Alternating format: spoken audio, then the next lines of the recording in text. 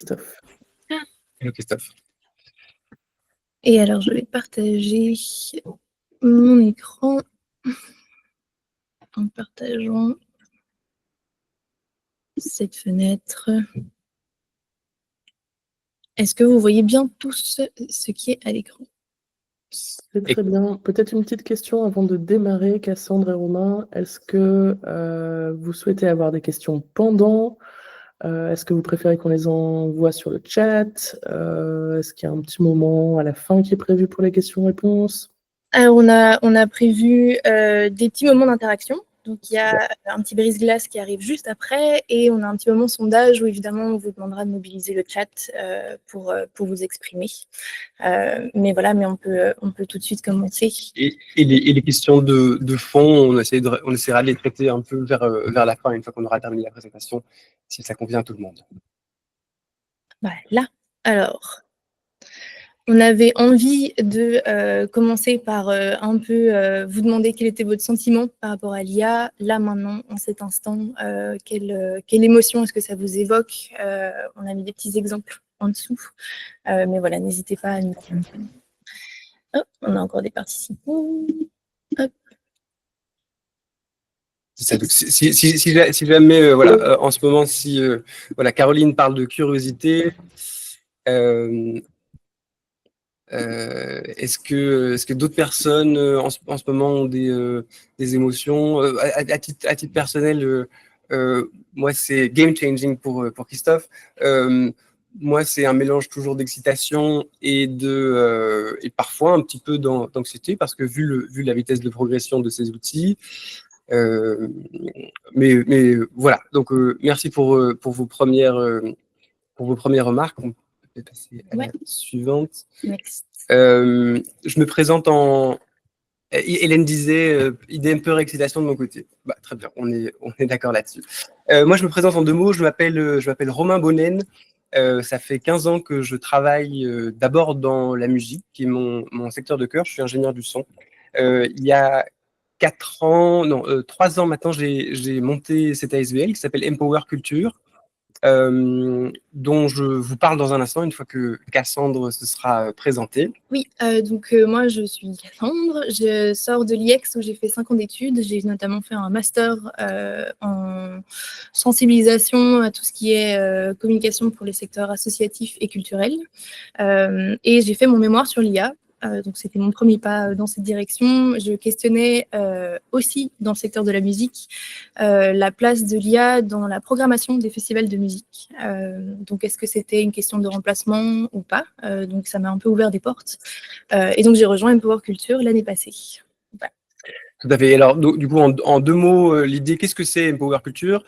C'est un laboratoire d'innovation pour l'emploi, initialement dans la culture, mais les choses qu'on développe sont tout à fait applicables au secteur à impact, au secteur associatif en général.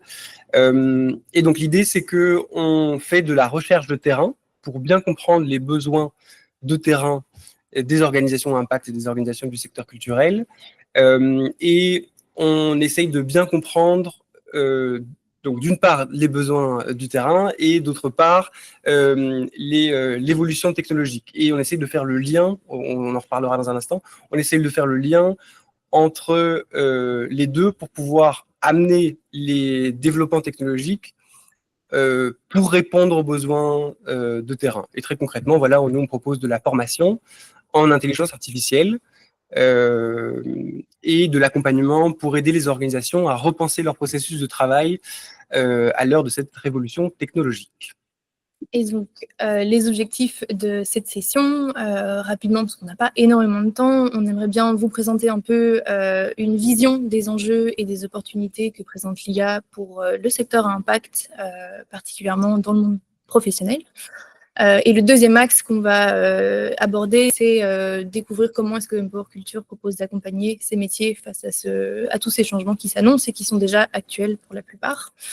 On a un petit plan qui est l'introduction et le contexte qui seront présentés par Romain. On vous a préparé une petite démonstration de ce que l'IA est déjà capable de faire aujourd'hui dans des contextes très professionnels.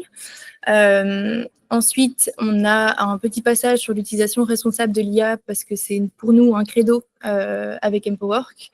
On vous a préparé aussi une petite surprise que vous pourrez emporter avec vous, littéralement à la fin qu'on vous présentera. Et puis moi, je vais faire un petit passage sur le cœur de nos missions et de nos engagements vis-à-vis de l'intelligence artificielle. Et on termine sur un petit point, petit mais assez important, qui est pourquoi est-ce qu'il faut se former là tout de suite à l'IA et pas trop tard.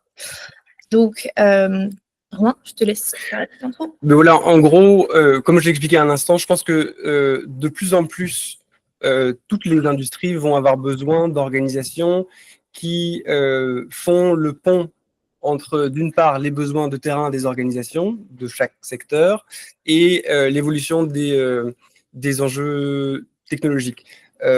Pourquoi est-ce qu'on pense qu'il va y avoir besoin de ces organisations qui sont vraiment concentrées sur ces enjeux-là? C'est parce que la technologie progresse à une vitesse considérable et que c'est impossible pour toutes les organisations individuelles de faire une veille constante de toutes ces évolutions. Toutes les semaines, tous les 15 jours, il y a des nouveaux modèles, des nouvelles choses qui changent tout. Et donc, il y a vraiment, je pense, la nécessité d'avoir des organisations qui sont au milieu entre les besoins de terrain des organisations et les nouvelles possibilités technologiques. Nous, ce qu'on propose, c'est une approche qui est vraiment bottom-up, dans le sens où on ne va pas s'intéresser seulement à accompagner les directions des organisations pour mieux comprendre ce qui se passe. On se concentre aussi, et je dirais en premier lieu, sur la formation des équipes. Parce qu'on pense que plus vite les équipes seront familiarisées avec les nouvelles opportunités de ces outils, non seulement les nouvelles opportunités, mais aussi tous les risques qui y sont associés, parce que ça, il faut en parler aussi. Plus vite, on pourra en faire quelque chose qui nous ressemble au service du secteur à impact, au service des missions de nos organisations. Ça, c'est vraiment ce qu'on croit. Juste une petite projection vers le futur, un futur qui n'est pas si lointain, à vrai dire. Il faut comprendre que, en tout cas, ce qu'on pense, c'est que c'est très important d'essayer de comprendre la trajectoire de développement de ces outils d'intelligence artificielle pour pouvoir s'y préparer. L'idée, c'est que ce à quoi travaillent les grands laboratoires d'intelligence artificielle aujourd'hui, c'est très clair. C'est un truc qui s'appelle AGI, Artificial General Intelligence, donc l'intelligence artificielle générale. C'est-à-dire c'est une intelligence artificielle qui présente des capacités cognitives, entre guillemets, qui sont semblables aux humains. Okay, donc on dit qu'on aura atteint AGI quand on aura des IA qui seront capables de réaliser tous les types de tâches cognitives de la même manière, voire mieux que des êtres humains. On dit d'ailleurs que dans les 3 à 10 ans à venir, il faut prendre ça avec des pincettes, c'est pas une certitude, mais on aura des IA de niveau de prix Nobel, okay, donc extrêmement puissantes, à qui on pourra, si on le souhaite, donner accès à ce qui se passe à nos écrans, donner le contrôle de nos claviers et nos souris. Donc ça veut dire que d'ici 3 à 10 ans, on va avoir des IA qui pourront réaliser tous les types de tâches qu'on réalise sur des ordinateurs, potentiellement plus vite, moins cher et parfois avec moins d'erreurs, parce qu'elles ont pas faim, elles n'ont pas soif, elles n'ont pas mal dormi la veille.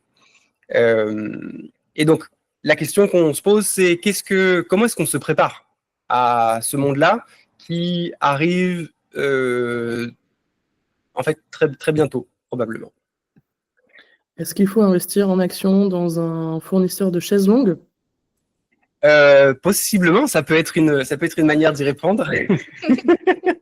J'imagine que tu vas me dire qu'il y a des humains qui sont derrière cette intelligence et qui doivent l'utiliser.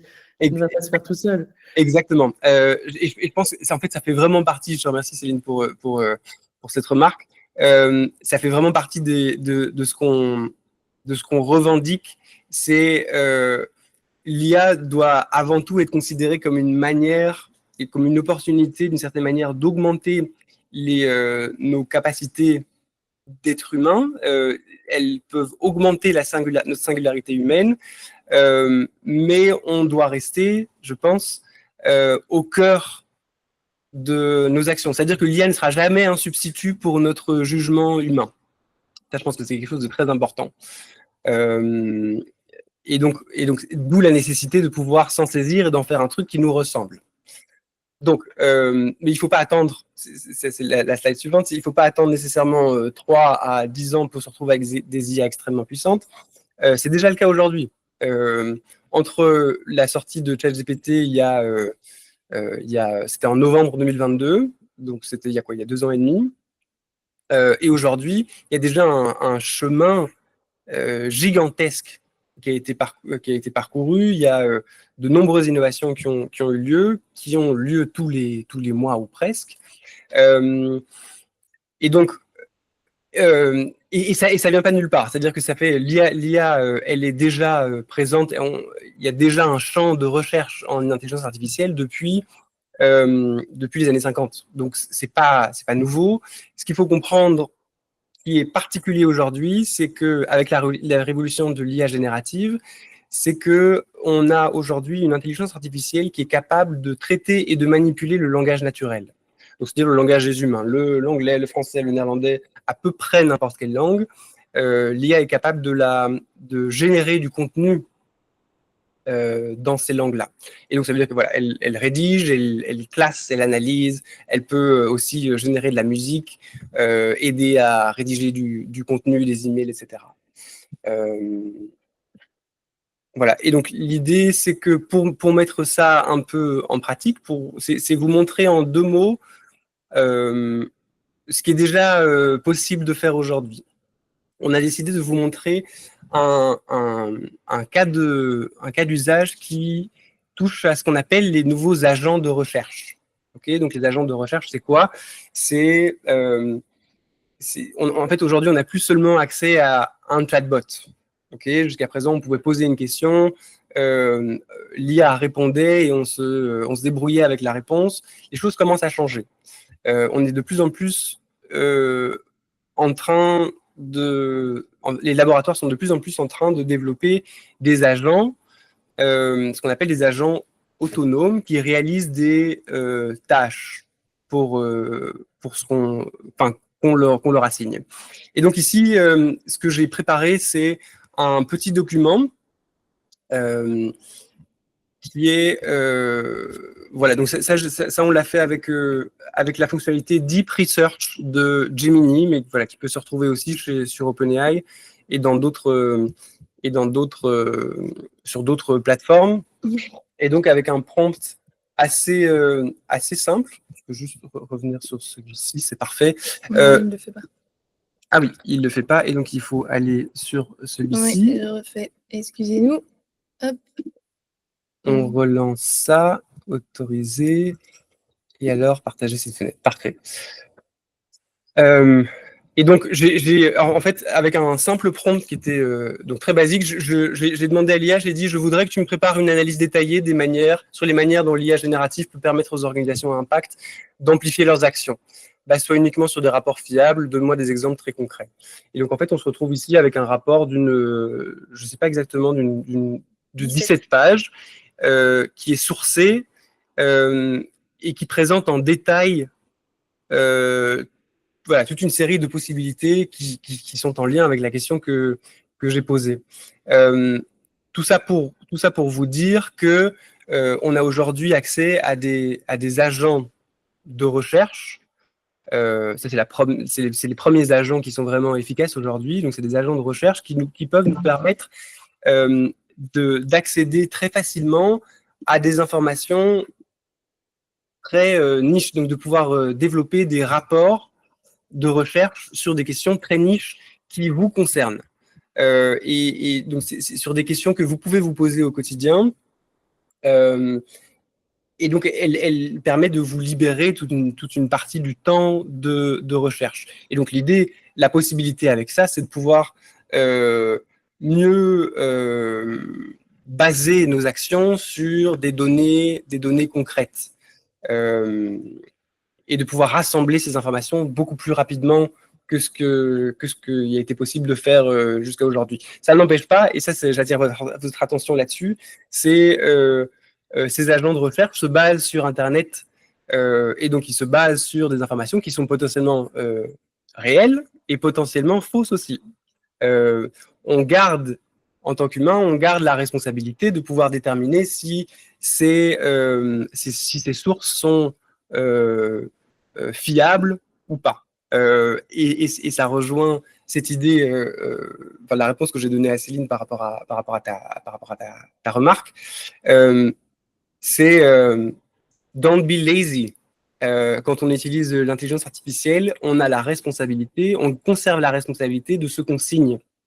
Donc, si on utilise des informations qui sont citées dans ce rapport de recherche, qui est possible de faire aujourd'hui, on garde la responsabilité de vérifier les sources. Voilà, ça fait partie d'une utilisation responsable pour nous.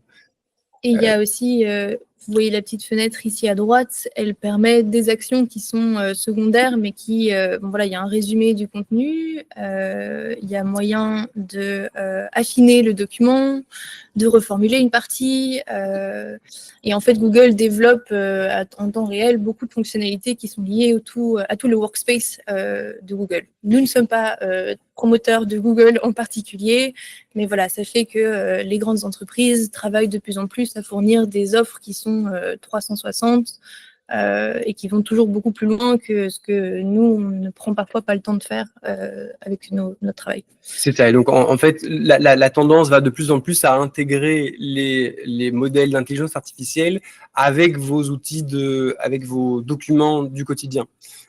Tous vos documents de travail. Donc ici, encore une fois, nous ne sommes pas affiliés à Google. Il se trouve qu'on l'utilise au quotidien. Mais voilà, toutes les plateformes, en fait, la tendance d'évolution de la technologie fait que les IA sont de plus en plus connectés à nos documents de travail du quotidien. Et donc, je refais la même chose que tout à l'heure pour repasser sur la présentation. Alors, Céline demande pourquoi Gemini plutôt que ChatGPT, qui a une portée très importante. Faut-il utiliser plusieurs? Et alors, j'ai juste pas eu la fin du message qui dit faut-il utiliser plusieurs IA en fonction de ce qu'on veut faire? C'est une super question, encore une fois, Céline. En fait, tous les modèles d'intelligence artificielle ont leurs forces et leurs faiblesses. Ça fait partie des raisons pour lesquelles on encourage les personnes à explorer, à tester des choses. Parce que c'est à peu près impossible de savoir à l'avance si un modèle va faire quelque chose beaucoup mieux qu'un autre. Il faut tester des choses. Et effectivement, on vous recommande de tester plusieurs modèles. Alors, bien sûr, il y a ChatGPT, il y a Gemini, mais ça, c'est des modèles qui sont ce qu'on appelle fermés, qui sont développés par des énormes entreprises, en l'occurrence américaines. De plus en plus, on vous encourage aussi à pouvoir vous saisir de l'intelligence artificielle développée, ce qu'on appelle en open source. Et donc, ça veut dire, donc c'est des modèles d'IA qui peuvent être potentiellement téléchargés en local, donc que vous pouvez faire tourner sur vos propres ordinateurs. Voilà, mais donc c'est des choses qu'on explique un peu plus en détail durant la formation. Je ne vais pas trop m'y attarder ici, mais pour répondre à ta question, Céline, oui, on pense que c'est important de pouvoir tester plusieurs outils pour pouvoir s'y familiariser et comprendre les forces et les faiblesses de chacun. On avait envie de vous sonder par rapport à cette démonstration et de voir un peu où vous situez. Aurélie pose une question. comment est-ce qu'il qu'on on prend la question d'Aurélie, après on passe à la suite. Donc, comment expliquer que le contenu sera toujours fiable dans 10 ans s'il n'y a plus de recherche humaine qui puisse nourrir? C'est une excellente question. Alors, c'est ma compréhension de ta question, à moins que tu souhaites y répondre. Non, vas-y. Alors, donc ça touche à une question qui est les modèles économiques du web. Effectivement, si on a donc il y a aujourd'hui un modèle économique du web qui est basé sur la publicité avec Google. Est-ce que si on a demain des agents de recherche qui parcourent des sites sans nécessiter que des humains les consultent, est-ce qu'on va vraiment pouvoir continuer de partager cette recherche en ligne? Ça, c'est une question. Mais de plus en plus, il faut comprendre que, et ça touche peut-être un peu plus précisément à ta question, il faut savoir que un des objectifs des laboratoires d'intelligence artificielle aujourd'hui, c'est de pouvoir développer des agents, donc des agents de recherche comme on l'a montré, mais des agents qui vont pouvoir, d'une certaine manière, automatiser la recherche scientifique. Et donc ça veut dire qu'on va avoir des agents autonomes qui vont découvrir de la nouvelle science. Et c'est en ça qu'on parlait de niveau de prix Nobel plutôt. Donc c'est des agents d'IA qui vont pouvoir découvrir de la nouvelle science et pouvoir la partager plus facilement. Et donc en gros, il va y avoir toute une série d'évolutions à cet endroit-là. J'ai pas de réponse toute faite par rapport à ça, mais il y a une série de facteurs qu'il faut prendre en compte pour pouvoir y répondre. Voilà. On peut passer. Mais donc, voilà, si vous avez envie de nous dire si vous sentez plutôt A, B ou C, ou les trois à la fois, ou les deux, ça nous indique un petit peu plus comment vous vous sentez, et c'est hyper précieux d'avoir ces retours.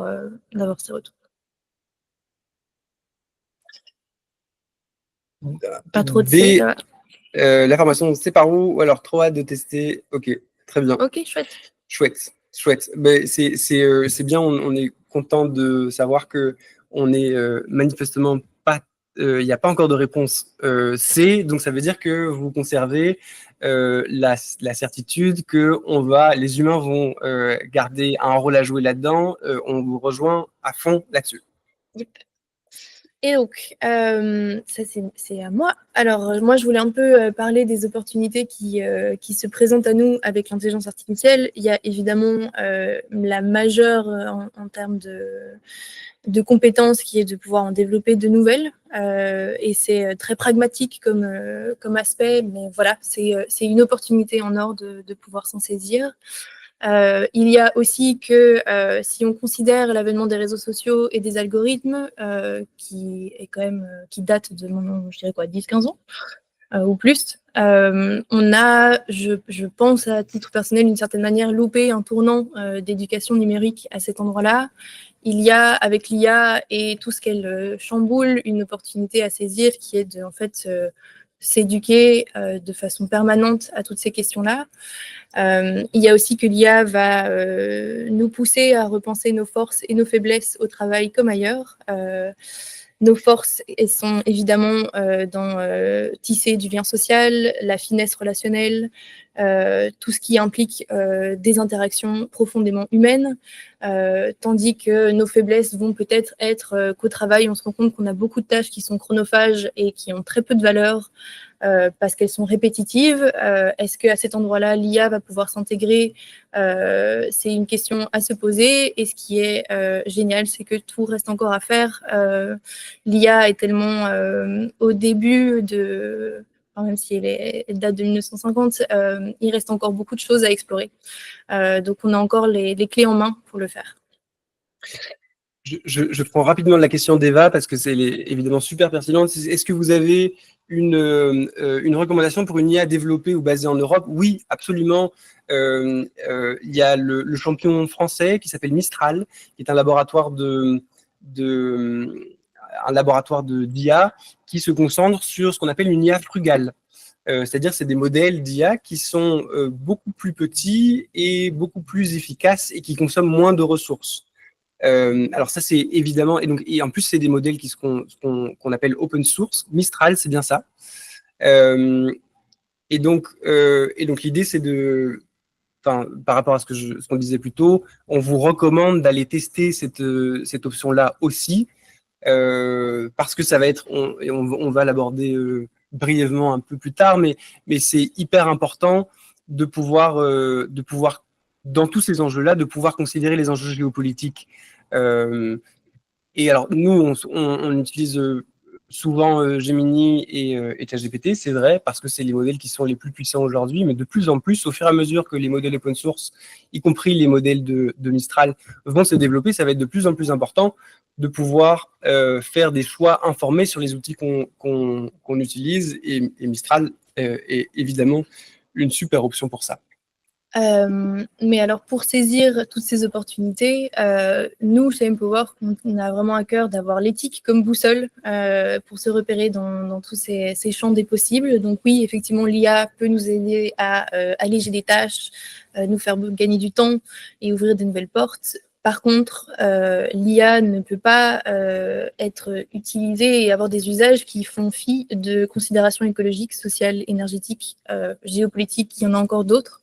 Donc, nos formations intègrent évidemment ces aspects-là. Parce que de la même manière qu'on a considéré l'écologie comme une rubrique à part dans beaucoup de choses qui font notre monde, l'éthique devrait être transversale à tous ces domaines-là. Et pas juste quelque chose qui est traité de façon assez générale par beaucoup de femmes, parce que, et ça c'est un petit encart promotionnel, nous avons un format de newsletter qui n'en est pas vraiment un, nous écrivons des essais, et c'était le sujet de notre essai le mois passé, c'est l'éthique dans l'IA. Donc voilà, c'est un ton assez piquant, mais notre recherche à ce sujet-là nous a fait découvrir qu'en fait c'est...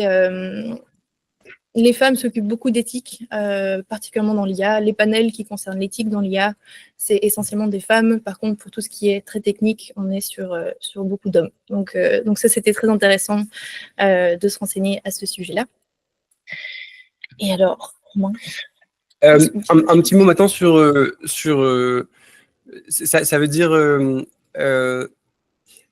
quand on parle d'utilisation responsable, en fait, ça recouvre énormément de choses et c'est un terme qui est parfois un peu bateau. Nous, ce qu'on entend par là, on pense qu'une utilisation responsable, elle commence par le fait de pouvoir se servir d'un outil dont on commence au moins à comprendre les modes de fonctionnement. Qu'on comprenne que ce sont des outils qui sont d'abord basés sur les statistiques, ce sont des modèles probabilistes, donc, on comprenne la théorie, donc c'est pour ça qu'on l'enseigne en formation, et en particulier de pouvoir apprendre à ce qu'on appelle prompter. Prompter, c'est quoi? C'est, d'une certaine manière, c'est parler à l'IA. Il faut savoir un truc qui est super important, c'est que la qualité de la réponse de l'intelligence artificielle dépend directement de la qualité de la question. Plus on va avoir une question, alors ça dépend des questions que vous allez poser, mais si vous avez une question qui est un peu complexe, plus vous allez avoir vous allez structurer votre question et vous allez la poser de façon la plus claire possible en rajoutant du contexte, meilleure sera la réponse de l'intelligence artificielle. Pourquoi est-ce qu'on pense que ça fait partie d'une utilisation responsable? C'est que, en fait, si on fait un prompt de qualité, en principe, on arrive plus vite à la réponse qu'on cherche ou qu'on avait en tête. Alors,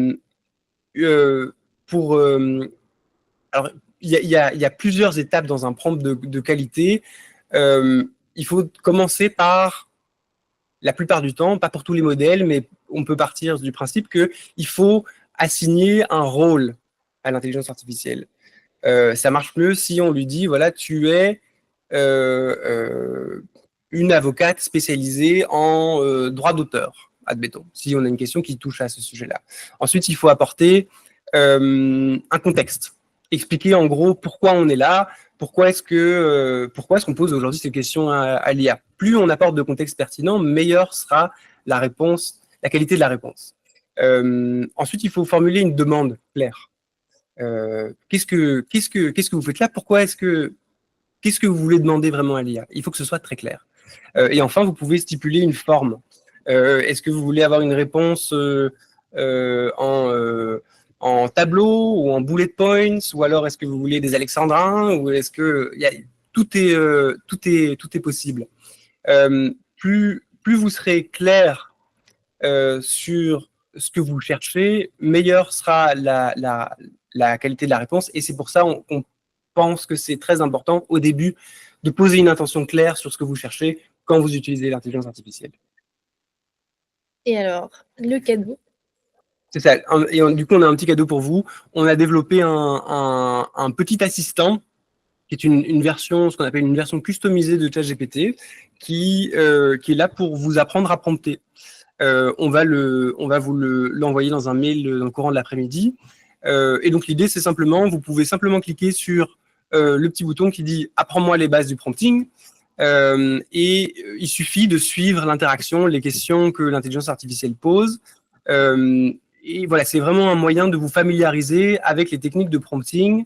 Il y a toute une série de techniques qui sont ultra basiques, comme celles que je viens d'expliquer, mais il y a aussi des techniques qui sont beaucoup plus avancées. Donc voilà, c'est l'idée de vous faire ce petit cadeau, parce qu'on pense que c'est vraiment important d'apprendre à prompter convenablement. Et voilà, et cet assistant-là, c'est un moyen de le faire. Voilà. Et c'est en fait cet exemple-là et ce cadeau, c'est en fait quelque part aussi le cœur de notre démarche, qui est de façonner des outils qui nous ressemblent réellement. Et j'ai dit plutôt que subir, parce que je pense que il y a beaucoup de changements qui s'annoncent et qu'il faut réellement se responsabiliser par rapport à ça et prendre les choses en main. Et donc, ça passe par façonner des outils qui nous ressemblent. Dans notre langage, chez nous, on dit plutôt s'approprier l'IA par l'expérimentation et la formation continue, en veillant à répondre à de réels besoins sans en créer d'autres qui soient inutiles et qui nous rendent peut-être un peu plus lazy, comme disait Romain tout à l'heure. Continue, pourquoi dans la formation? Parce que les choses évoluent à nouveau très vite. Un cas d'usage n'est plus l'autre quelques mois plus tard, parfois. Mais donc voilà, ça c'est un peu le cœur d'Empowork. Et on vous présente un peu nos 3 formats juste maintenant. Donc en gros, pour pouvoir monter en compétences donc en formation continue sur le long terme, on propose trois types de services. D'abord, il y a l'initiation. En gros, l'initiation, elle se concentre sur les bases théoriques. Comment est-ce que, donc, essayer de bien comprendre ce qu'on a brièvement évoqué en début de session, c'est en fait qu'est-ce qu'on a aujourd'hui, qu'est-ce que l'IA est capable de faire aujourd'hui, et essayer de se projeter dans la trajectoire de développement, essayer de comprendre ce que l'IA sera capable de faire demain pour pouvoir s'y préparer. Ça, je pense que c'est quelque chose de très important. C'est quelque chose qu'on voit durant l'initiation, et durant l'initiation, on voit aussi les techniques, donc la théorie pour pouvoir se saisir de l'IA de façon responsable. Ça, en général, c'est sur une demi-journée qu'on propose cette initiation.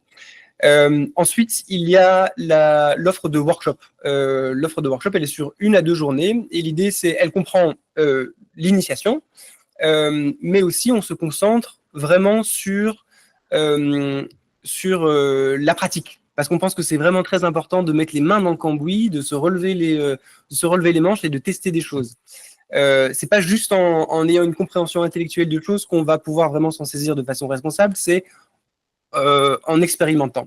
Et donc l'idée avec les workshops, c'est que avec chacune des organisations qui sont intéressées par ce service, on prépare ça en amont et on fait les workshops sur mesure. Donc on identifie en amont une série d'activités avec lesquelles votre organisation a parfois un peu de mal au quotidien, et on façonne les exercices pratiques spécifiquement sur vos besoins. Et en particulier, on vous apprend notamment à créer des petits assistants d'intelligence artificielle qui vont pouvoir répondre à vos besoins. Et donc voilà, ça c'est vraiment le cœur. Et donc, ce que je voulais dire, c'est que les assistants, c'est la même technologie que l'assistant qu'on vous a partagé la slide précédente pour apprendre à prompter. C'est très facile à faire. Et nous, l'idée, c'est de pouvoir vous montrer comment ça marche parce que vous connaissez vos métiers mieux que personne, mieux que quiconque. Et l'idée, c'est que vous puissiez vous-même apprendre à créer ses propres assistants au service de vos missions. Et enfin, l'offre d'accompagnement, elle dépasse simplement le cadre strict de l'intelligence artificielle. On vous accompagne à repenser vos processus de travail, à repenser vos outils, à la manière dont vous les utilisez. Et donc, ça concerne en partie l'IA, mais ça dépasse le simple cadre de l'IA. Et pour répondre à la question d'Aurélie, l'initiation est en effet comprise dans le workshop. C'est ça. Donc, le workshop, c'est l'initiation plus de la pratique, en gros. C'est une matinée théorique qui laisse parfois un peu sur le, comment dire, qui ne laisse pas indifférent. Voilà.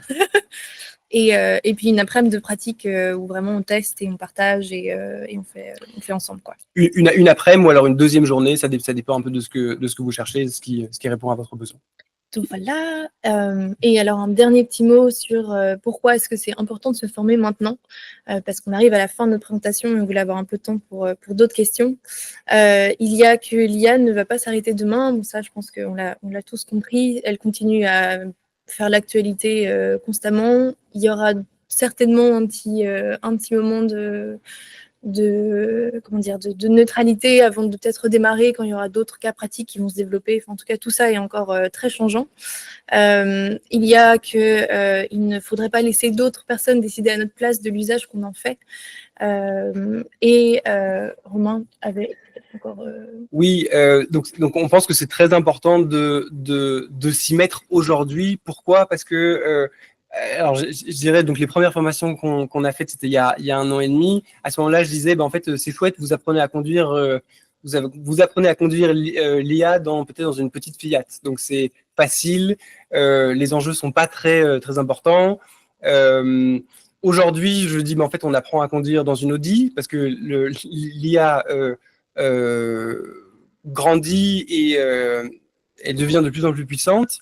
Mais je pense que c'est très important. En gros, c'est très important de pouvoir s'en saisir dès aujourd'hui pour éviter d'avoir à apprendre à conduire dans une Ferrari dans 2 ans ou dans 5 ans dans une Formule 1.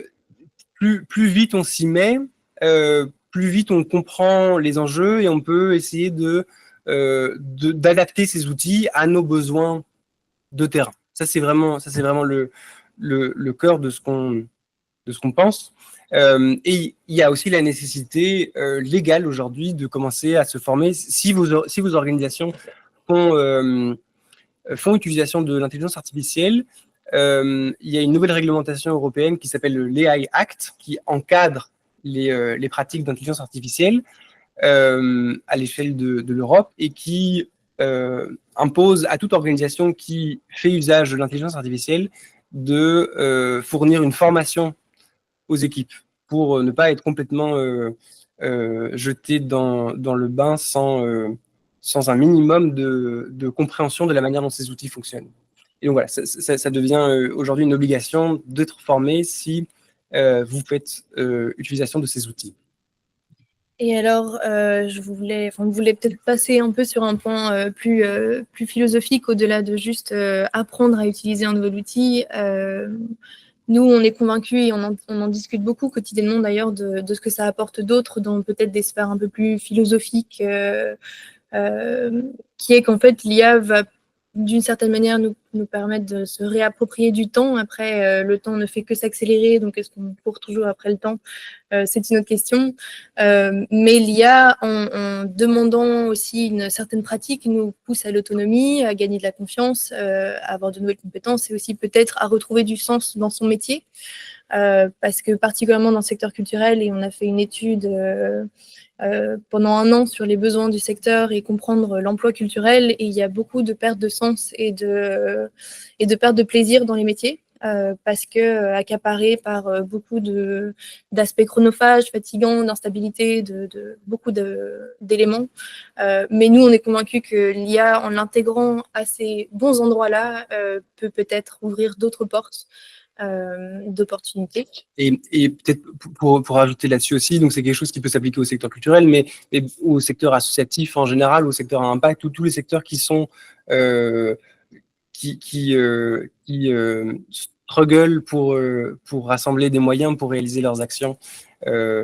C'est quelque chose qui est applicable à chacun, chacune. Et peut-être aussi pour compléter, sur le plan philosophique, quand on a des intelligences artificielles, comme j'ai expliqué, qui vont avoir niveau prix Nobel, ou en tout cas qui vont être des petits génies, ça va venir interroger notre singularité d'humain de plus en plus dans notre travail. Donc je pense que tout le monde va avoir à faire face à une forme de crise de sens. Et plus vite on apprend à s'en servir et à essayer de comprendre en quoi ces outils sont différents de nous, mieux potentiellement ça va se passer, je pense. Et donc voilà, ça c'est pour les aspects un peu plus philosophiques de la singularité de l'humain au travail face à ces nouveaux outils.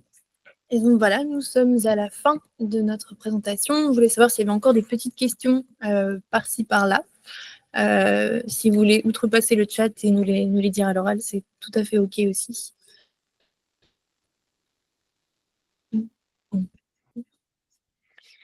Ouais, moi j'ai peut-être une petite question. Donc, vous mentionnez donc le développement de nouvelles compétences via l'utilisation, on va dire, emphasée de l'IA. Comment vous définissez ça de votre côté, ce développement de compétences? Parce que moi, j'avais plutôt l'impression, justement, c'est une facilité. L'IA nous permet d'être plus efficace, plus créatif, voilà, d'avoir des outils en plus, je vais dire, pour pouvoir faire un certain job. Mais c'est moins le développement d'une compétence en tant que telle. Ou alors, vous voulez dire, ça va nous challenger pour développer de nouvelles compétences parce que l'IA nous donne déjà un socle prédéfini?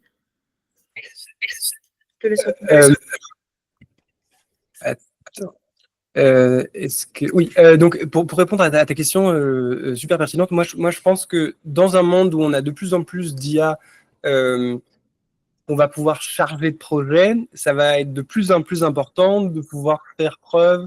En fait, c'est une forme de compétence managériale, donc de pouvoir gérer des IA qui vont réaliser des projets pour nous, et donc de pouvoir donner les bonnes instructions. Ça touche à des compétences managériales. Ok, dans ce sens-là. Plutôt de compétences, enfin, ça développe, vous voulez dire, on développe des compétences dans notre utilisation de l'IA et tout ce qui s'ensuit dans les conséquences à ce niveau-là, quoi. Tout à fait.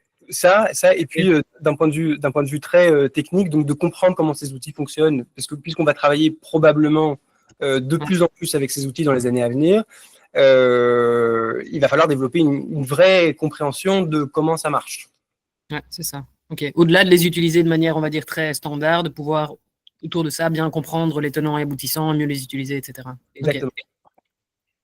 Ok. Merci. Compris. Est-ce qu'il y a d'autres questions? Moi, j'avais peut-être une question d'ordre plus général par rapport au fait que Google, par exemple, ou toutes ces grandes boîtes intègrent automatiquement les outils qui sont connectés avec notre Outlook, qui vont être connectés avec toute une série de plateformes qu'on utilise quotidiennement. Est-ce que ça vaut encore la peine d'essayer de se casser la tête à former ou développer des outils en interne, sachant que, a priori, quand on voit ce que Google a déjà été capable de faire pour s'imposer sur le marché, j'imagine qu'il y a un outsider qui va prendre le lead rapidement. Et est-ce qu'à un moment, dans la suite Office, il n'y aura pas d'Office un agent intelligent qui est capable de bien comprendre ce qu'on fait dans notre boulot, puisqu'en fait, il est d'Office intégré à l'ensemble de la suite et de la structure IT qu'on utilise, quoi.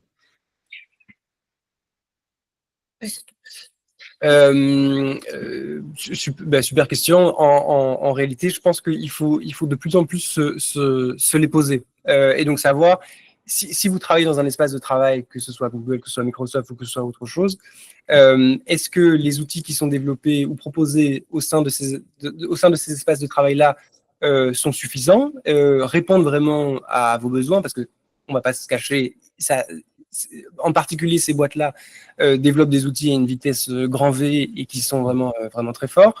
Mais il faut se poser la question de par exemple, je ne retombe plus sur le terme en français, donc data privacy, donc pour être sûr que Protection des données. voilà, c'est la protection des données, pour être sûr que les données qu'on confie à ces boîtes, est-ce qu'on veut vraiment les leur confier, ou alors est-ce que c'est mieux de développer des solutions en interne, ou alors est-ce qu'il y a moyen de faire des solutions un peu hybrides, un peu entre les deux. J'ai pas de questions, de réponses toutes faites là-dessus, mais c'est vrai qu'on est en droit de, vu la vitesse de développement de la technologie, et en particulier dans ces grandes entreprises, on est en droit de se poser la question, est-ce que ça vaut vraiment la peine encore de développer des choses en interne? Moi, j'aurais tendance à dire quand même que oui, parce que l'open source va pouvoir permettre de garder du contrôle, un maximum de contrôle sur les choses. Et donc, il faut pouvoir mettre en gros en balance la facilité d'utilisation au quotidien et la souveraineté sur nos données, sur nos outils. Peut-être demander à notre intelligence artificielle de lire les conditions générales d'utilisation avant de se lancer dans le projet. Tout à fait. Une question d'Aurélie. Oui, Aurélie avait une question. Ouais, bonjour. Bonjour. Hop, je vais essayer juste de vous montrer, voilà, de mettre ma caméra, c'est plus sympa. Bonjour, Merci beaucoup pour la présentation. Alors, j'ai loupé un peu les questions parce que j'ai eu un appel et donc j'ai pas tout entendu. Donc, j'espère que ma question n'a pas été posée. Moi, je trouvais ça très chouette. Alors, ça reste effectivement les bases et ça donne envie effectivement d'aller plus loin. Moi, je m'étais inscrite surtout parce que vous parliez d'impact par rapport en tout cas de l'utilisation de l'IA pour des compagnies et des sociétés à impact. Et j'ai pas trop trouvé dans la présentation en quoi est-ce que voilà, c'était important ou quelles étaient les différences ou qu'est-ce qu'on pouvait faire. Donc, moi, je travaille chez Credal. On a clairement cette mission et ces valeurs. Donc, j'étais très intéressée effectivement par le côté éthique, bonne pratique, utiliser des IA en n'utilisant pas un bazooka pour viser une mouche et faire attention. Mais j'avoue que je ne suis pas certaine d'avoir bien compris en quoi est-ce que vous distingueriez d'autres formateurs en IA. Voilà, parce que nous, on envoie beaucoup de porteurs de projets dans des formations. Donc, j'ai deux questions. Un, c'est quoi votre spécificité justement par rapport aux sociétés à impact ou par rapport à cet aspect-là? Et deux, est-ce que vous avez une certification pour les chèques entreprises, formation, etc.? Très, très bonne question. Alors déjà, ce qui fait nos spécificités, je dirais, pour le secteur à impact, c'est que, alors nous, on a une spécialité dans le secteur culturel de base, et donc ça veut dire le secteur culturel, mais l'emploi culturel, c'est d'abord un emploi associatif. Et donc, on a une bonne compréhension des besoins de terrain. Et c'est en ça que ça fait notre spécificité, disons, c'est qu'on n'est pas juste dans la technologie pour la technologie, comme d'autres peuvent l'être. Nous, c'est vraiment l'idée, c'est d'essayer d'utiliser la technologie pour qu'elle puisse répondre aux besoins du terrain et spécifiquement des organisations à impact. Et c'est parce qu'on comprend la réalité de ces organisations qu'on peut proposer des outils ou proposer des exercices, des workshops qui répondent directement à ces besoins concrets. Et d'ailleurs, c'est la raison pour laquelle aussi, dans le cadre des workshops, on les prépare ensemble. On fait un rendez-vous pour vraiment bien comprendre ce qui fait les difficultés, quelles difficultés l'organisation rencontre au quotidien, pour pouvoir concevoir des exercices qui répondent directement à ces difficultés. Ça, c'est pour la première question. Pour la seconde question, pour l'instant, donc on est en train effectivement de développer des formes de reconnaissance auprès de différents organismes qui financent les formations ou qui les remboursent. On est tout à fait ouvert à discuter spécifiquement sur vos besoins pour essayer de comprendre exactement quelles autorisations ou quelles reconnaissances on doit avoir pour pouvoir vous permettre d'être remboursé de ces formations. Vous en avez déjà une, Romain? Oui, on est déjà remboursé par le Fonds 4S, donc qui est le secteur socioculturel, donc les organisations de la commission paritaire 329, 02 et 03. Super. C'est déjà une très belle réponse, effectivement, parce que pour les formations, j'en profite, je pose encore une très rapide question. On a reçu une information disant qu'on allait devoir être que toutes les organisations qui utilisent l'intelligence artificielle vont devoir avoir une formation européenne, notamment pour tout ce qui est RGPD, etc. Ça, vous faites aussi, parce que du coup, c'est moins technique, pratique, c'est probablement beaucoup plus général. Est-ce que vous proposez ces formations via le Fonds 4S aussi? Tout à fait. Alors, donc, tout ça, pour l'instant, est encore très, très neuf. La réglementation vient d'être mise en vigueur.